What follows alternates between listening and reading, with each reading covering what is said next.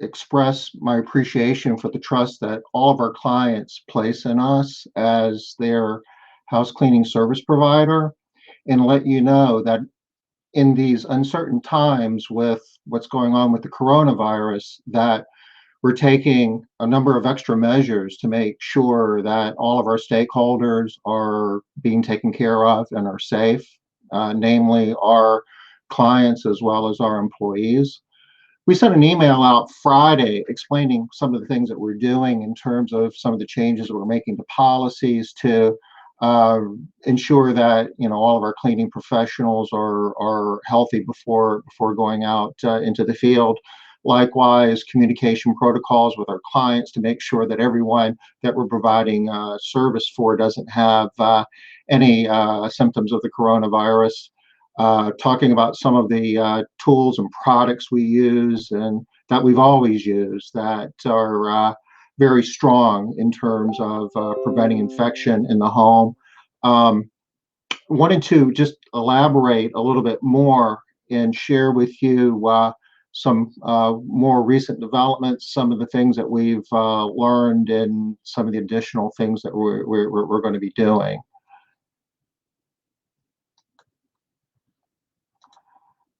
Want to just talk for a minute about the disease itself, the coronavirus. There's a picture of what the virus looks like. It's a type of virus that's known as an RNA enveloped virus. What that means is it's got an envelope around it when it like leaves one's body or its cell, its host, if you will, and it's laying on a surface, waiting for somebody else to pick it up and ingest it. That envelope is relatively fragile. The CDC has cleaning protocols that suggest that you can kill it with this general household cleaners. Um, so that's good news. It's not terribly difficult to kill.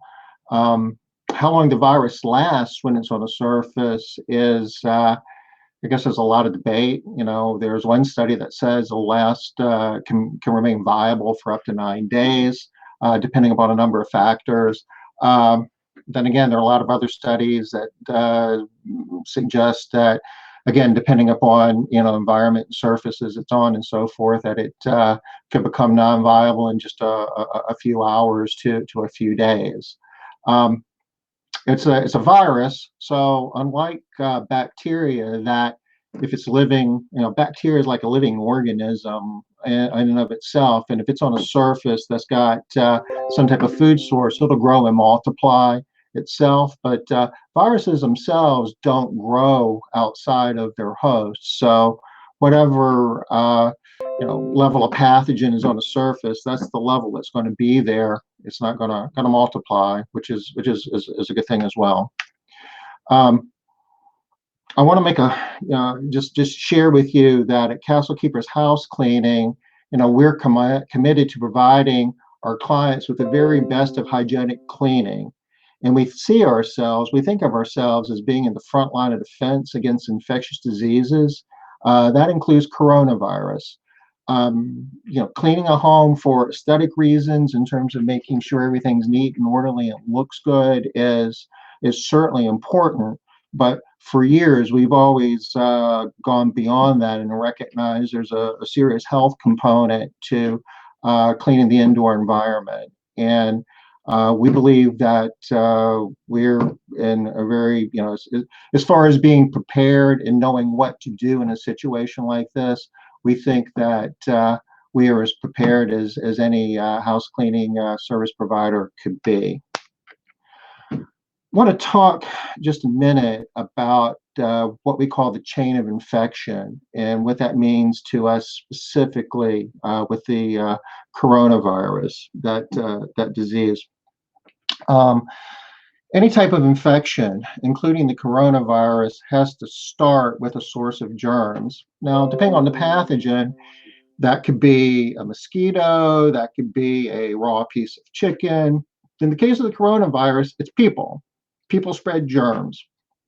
And the coronavirus, basically, what it does is it lives up in the upper respiratory system and nose and throat of an infected person, and it leaves that infected person primarily through either a sneeze or a cough. So there's certain techniques that we're, training our people, and we're sharing this information to the general public. We're thinking that, it's our role to try to educate as many people as we can the importance of, if you're sneezing or coughing, to like do it in a tissue or to do it like this in the inside of your elbow. Once it leaves the host, the method of spread, typically the virus lands on some type of surface. Oftentimes what we call high touch surfaces. High touch surfaces are just what the name implies they are. They're typically handles and light switches and other fixtures in the home that people touch on a regular basis. You start looking around your home, there's a whole lot of handles there, some of them more heavily used than the others, and the ones that are most heavily used are the ones that need to get the closest attention. Countertops and other surfaces certainly can fall into the high touch surface category as well. And way of breaking the infection with high touch surfaces is to remove any pathogens, any organic matter, and stuff that is hazardous, and dispose of it in a responsible way, or to render it inactive in some way by using some type of chemical like a disinfectant. So if a surface has the pathogen on it, the way that it gets into a healthy person is typically through dirty hands. I mean, it's possible. I mean, another way is the sick person actually sneezes on a healthy person, but more times than not, a sick person will sneeze in their hand or sneeze on a surface, and if they sneeze in their hand, they touch a knob, a table, coffee pot handle, and the virus is there waiting for some healthy person to grab it and get it on their hands. And once it's on our hand, it's human nature to touch our face. So again, washing our hands in a purposeful way where we're cleaning all the surfaces of our hands. And we've got some more information on that we'll be sharing as well. We train our employees on that, but some video that I'll send out in an email as well on the preferred method for washing hands to maximize the efficacy of getting any harmful pathogens removed. So if a healthy person gets the coronavirus on their hands and touches their mouth, nose, eye, or picks up a food product, they had the pathogen in their hand, they pick up a cookie. Well, now the cookie has the virus on their hand, they pop it in their mouth, they can get infected that way. We need to be thinking about who are the susceptible persons to this particular pathogen. And in this case, seems like everybody is susceptible to the coronavirus, but there are some populations that are particularly at risk. The elderly, people with underlying health conditions, diabetes, people with suppressed immune systems, like maybe going under chemotherapy, people with respiratory issues, COPD.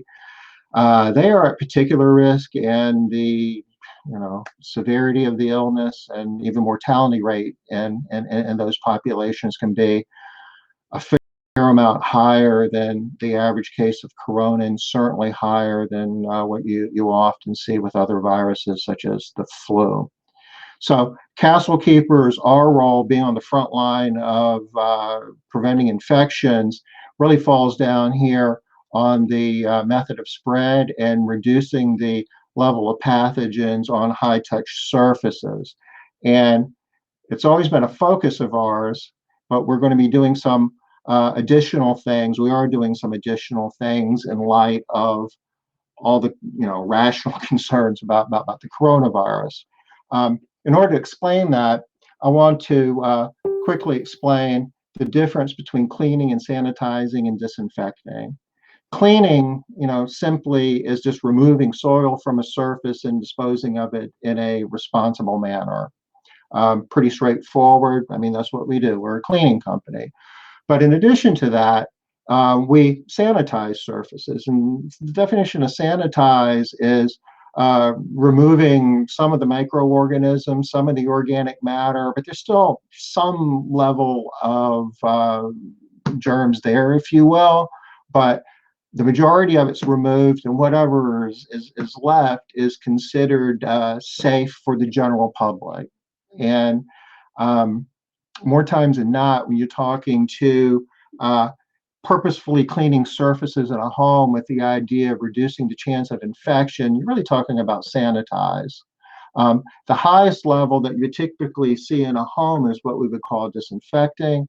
And that's a process where you're removing soil from a surface, you're applying typically a chemical disinfectant, and it has properties in it that kills. It's really a mild form of pesticide, if you will. It's regulated by the same agencies in the government that pesticides do.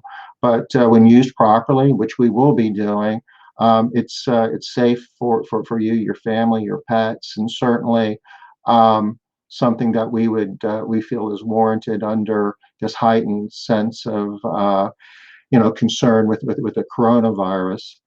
Something to point out with a disinfectant. This is what we're using at Castle Keepers. It's what they call a neutral disinfectant, a pH value of 7, which means it's neither acidic nor basic, which means it won't hurt any of your surfaces.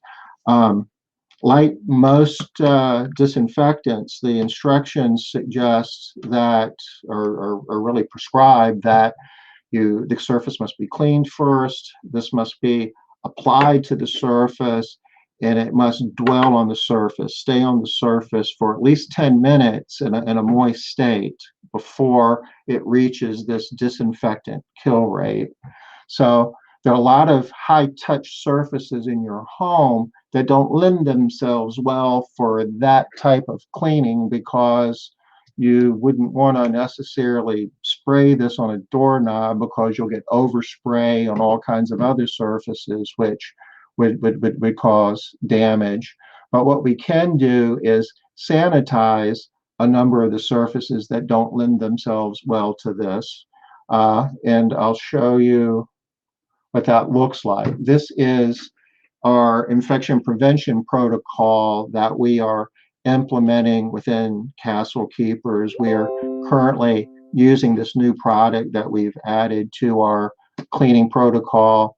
And for all high touch areas that lend themselves to sanitizing, such as doorknobs, kitchen cabinet knobs, handles, light switches, stair rails, we'll be sanitizing. And basically what we're doing, we're using a cloth to remove any soil that's there. Then we're using a second cloth to basically spray the disinfectant in, and taking the disinfectant and applying it with the cloth. So we're actually putting the cleaning agent, the disinfecting agent, on the surface to kill germs, but doing it in a way where we aren't getting overspray on other surfaces that you wouldn't want it. And this is a very viable way to sanitize surfaces and a more higher level of kill and protection than what you would get without applying it this way. To surfaces that we can do a real disinfecting process where we're cleaning the surface, we're spraying the product, and we're letting it dwell 10 minutes. We're going to be doing that, such as countertops, sinks, and toilets.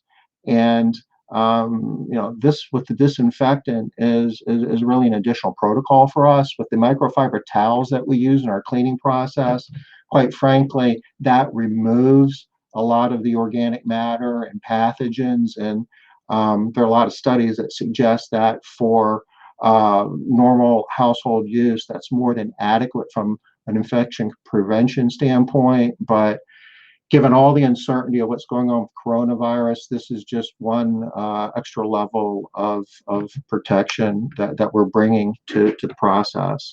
So that's it for this discussion. We'll be sharing more information in the days ahead as we learn, because this whole coronavirus issue is quickly evolving, and the research is providing more and more information, and the body of knowledge is getting bigger. And as we learn more and come up with better data to help us provide a safer outcome for all of our stakeholders, we'll certainly be sharing that and keeping you in the loop.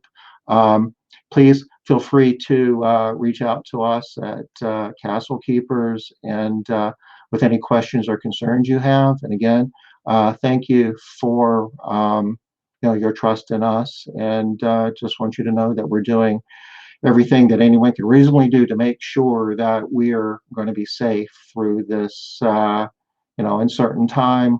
We're going to make it through it. It's might be a rough few weeks, but we're going to be fine. So again, thank you so much, and we'll be in touch shortly.